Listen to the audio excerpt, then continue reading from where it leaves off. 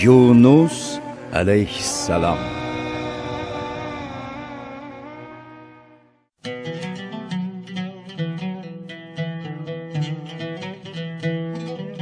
Iroqning Musil hududidagi Naynavo shahri Omuriylar davlatining markazi hisoblanib, sharqdagi eng boy joylardan biri edi.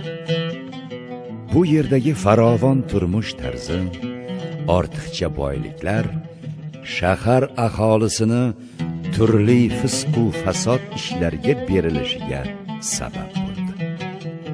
Bundan tashqari ular Allohning birligiga ishonmas, butlarga sig'inish dardiga mubtalo bo'lgan edilar. Alloh taolo bu qavmlarni zalolatdan xalos etib, yolg'iz o'zigagina sig'inib, orttirgan gunohlariga tavba tazarru qilishlari uchun Yunus alayhissalomni ularga payg'ambar qilib yubordi. Yunus alayhissalom qavmini Allohga iymon keltirib, hidoyat yo'liga o'tishlariga da'vat etdi.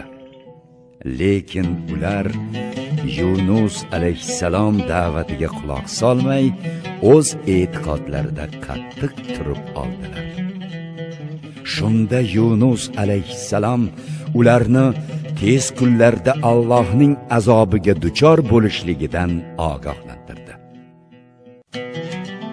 Yunus alayhissalom o'z da'vat va ogohlantirishlari befoyda ekanligini ko'rgach, qavmini iymon keltirishidan umidini uzib, darg'azab holda shahardan chiqib ketdi.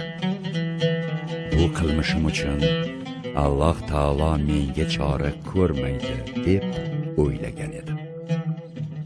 Shahardan chiqqach, yurib dengiz qirg'og'iga keldi va u yerda ketishga hozirlanib turgan kema egalaridan uni birga olib ketishlarini iltimos qildi.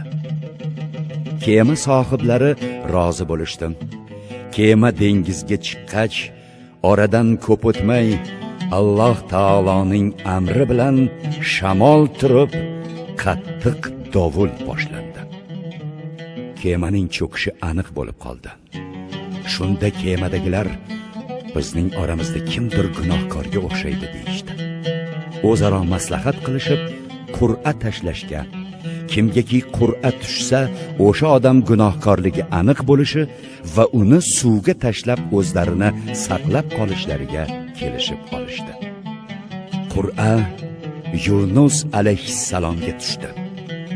Shunda u o'zini kimligi va nima ishlar qilganini hikoya qilib berdi. Kemadagilar Yunus alayhissalom hikoyalarini eshitib, bu kishi solih, Allohga yaqin bandalardan ekan, gunohkor bo'lish ehtimoli yo'q. Qur'a tasodifan bu kishiga to'g'ri kelib qoldi shekilli deyishib, qaytadan tashladilar. Ammo ikkinchi, hatto uchinchi bor qur'a tashlaganlarida ham Allohning irodasi bilan Yunus alayhissalomga tushaverdi. Shundan so'ng Yunus alayhissalom dengizga tashlandi. Alloh taolo shu zahotin katta bir nahanga Yunus alayhissalomni yutib yuborishlikni va lekin o'ziga biron aziyat yetkazmaslikni amr etdi. Yunus alayhissalom uni nahang yutib yuborgach, a'zolarini sekin qimirlatib ko'rdi.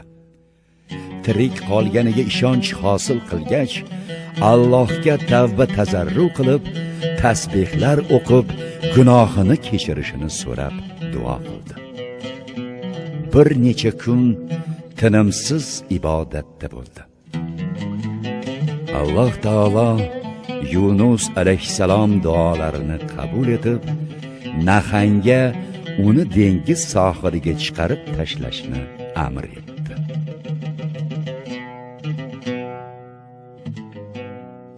Yunus alayhissalom baliq qornidan kasal, horg'in holda chiqqach, sohilga o'zini tashladi. Ba'zi rivoyatlardan Yunus alayhissalomni nahang yutib yuborgach, uni 40 kun qornida saqlaganligi aytiladi.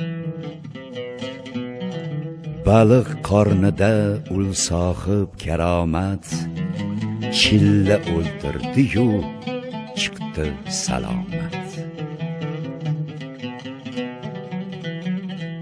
Alloh taolo jazirama issiqdan saqlash uchun Yunus alayhissalom tepasiga sersoya bir o'simlik o'stirib qo'ydi.